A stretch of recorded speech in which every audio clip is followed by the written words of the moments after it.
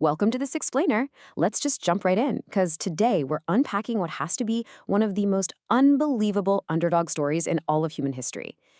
When we think about massive, wealthy empires, we usually picture these grand master plans, infinite resources, and, well, invincible conquerors, right? But what if I told you that one of the absolute wealthiest and most powerful states in the early modern world, the Mughal Empire, was actually started by a desperate, essentially homeless prince who was completely out of options?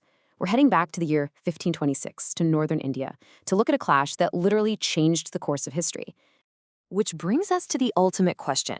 How exactly did 12,000 men conquer an entire empire? Seriously, just hold that scenario in your head for a second. Imagine staring down a massive, entrenched superpower with a tiny, exhausted army. It sounds completely impossible. And yet, this tiny force somehow managed to conquer a massive subcontinent, laying the very foundation for an empire that would one day hold nearly a quarter of the global population. So who was this underdog, and how on earth did he pull off the impossible? Section 1. The Serial Loser's Plan B. History loves to paint the founders of empires as these flawless, invincible titans right out of the gate. But we're going to strip away that myth for a minute and introduce our protagonist, a man named Zahir-ud-din Muhammad Babur. Now, he actually had the blood of two of the world's greatest conquerors in his veins, Timur on his dad's side and Genghis Khan on his mom's. But Babur's path to India? Oh, it was definitely not a straight line of victory. In fact, his early life was pretty much defined by failure. His original obsession, his grand destiny, at least in his own mind, was never actually Delhi or India. It was Samarkand, the legendary city of his great-grandfather Timur. And he conquers Samarkand. But then he loses it. He tries again, wins it, loses it again. Actually, he lost his dream city 3 separate times, chased out by fierce rivals like the Uzbeks. Eventually, the doors of the north just completely closed on him. Defeated, he retreated south to Kabul, where he barely scraped together a small foothold. And from there, out of sheer desperation and just needing a place to survive, he looked toward India. Invading India wasn't his glorious plan A, it was his absolutely desperate plan B. You can really get a sense of his mindset in his own detailed diary, the Tuzak-e-Baburi. He writes this incredibly raw line, "I am wandering from one place to another, like a ball." I mean, you kind of have to feel for the guy. Despite this royal, world-conquering lineage, Babur was essentially a refugee. He was hiding out in the mountains of Central Asia with just a handful of loyal men, bouncing around like a ball at the total mercy of his enemies. He was quite literally a serial loser, just desperately looking for a final lifeline. Section 2. The Giant of Delhi. So, Babur takes his desperate gamble and marches his men south. But he was walking straight into the territory of a deeply established superpower, ruled by the Sultan of Delhi, Ibrahim Lodi. To really grasp the absolute miracle of what happened next, we have to understand the sheer scale of the danger here. On one side, you've got Babur's hungry, exhausted troops totaling maybe around 12,000 men. And on the other side, Sultan Ibrahim Lodi's massive force. According to Babur's own writings, Lodi fielded an army of 100,000 men. Just put yourself in the shoes of one of Babur's 12,000 soldiers for a second. You're looking across the plains, and you see a literal sea of hostile forces outnumbering you nearly 10 to 1. But wait, it wasn't just the sheer manpower that made Lodi so terrifying. It was what was standing in front of those men. Lodi brought war elephants to the battle. Now, these weren't just big animals. They were basically the heavily armored tanks of the 16th century battlefield, and they were considered virtually unstoppable. When a line of war elephants charged, they would easily crush infantry lines, toss men aside like ragdolls, and totally shatter the morale of even the absolute best, most battle-hardened cavalry. I mean, a horse is naturally going to refuse to charge an elephant. So against 100,000 men and these towering armored beasts, Babur's tiny force seemed entirely doomed to just be some minor footnote in history. Section 3. The Secret Weapon, Gunpowder. So you're probably wondering, how could a serial loser with a tiny army even dream of stepping onto this battlefield and surviving, let alone actually winning? Well, it's because Babur didn't just bring men. He brought the literal future of warfare with him: gunpowder, cannons, and matchlocks.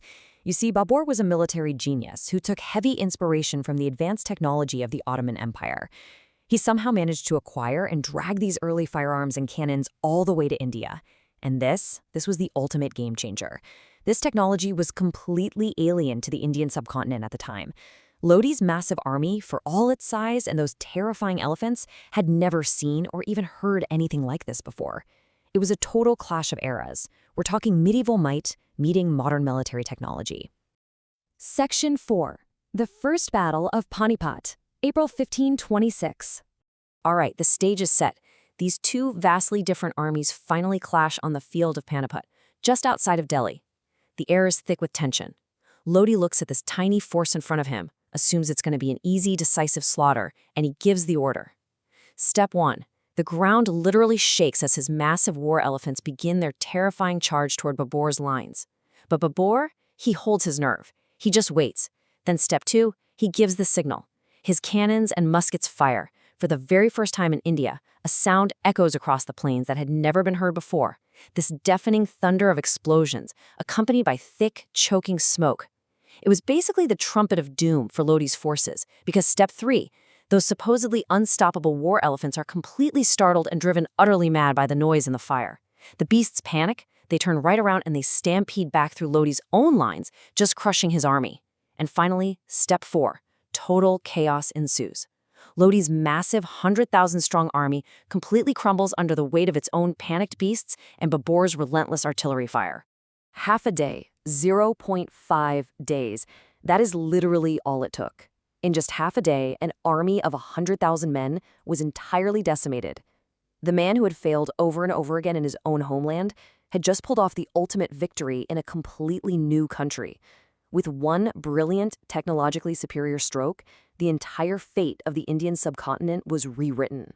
Section 5. Dawn of the Mughal Empire. So, the Battle of Panipat was over. Lodi was defeated, and the gates to Delhi and Agra were wide open. This wandering refugee had just laid the foundation for one of the most magnificent and incredibly wealthy empires in human history, one that would go on to rule for over 3 centuries. But here is a really fascinating twist. Babur actually kind of hated his new conquest. Seriously, he despised the intense heat of the Indian weather. He didn't like the food, the fruit, the horses, or the people. He deeply missed the cool mountains and the sweet melons of his homeland. Yet, despite being so terribly homesick, he knew exactly what he had just achieved. So he chose to stay. He chose to endure a land he didn't really love simply because it provided the ultimate security and power that had eluded him his entire life. He planted his flag right there, and his descendants, famous names like Akbar the Great and Shah Jahan, would go on to build absolute architectural marvels like the Taj Mahal and amass just incalculable wealth. Which brings us to the end of our explainer, and I want to leave you with this provocative question. Are the world's greatest empires built on grand designs or desperate accidents? We look back at the Mughals today and we see this incredible wealth, art, and a vast domain. But as we've seen today, the seed of all that grandeur wasn't planted by some invincible conqueror fulfilling a glorious master plan. It was planted by a serial loser, driven by pure desperation, executing a plan B just to survive, who just so happened to bring the right technology to the right battlefield. It really makes you rethink how history is actually shaped, doesn't it? Keep questioning the past, keep looking for the real stories behind the myths, and I'll catch you in the next explainer.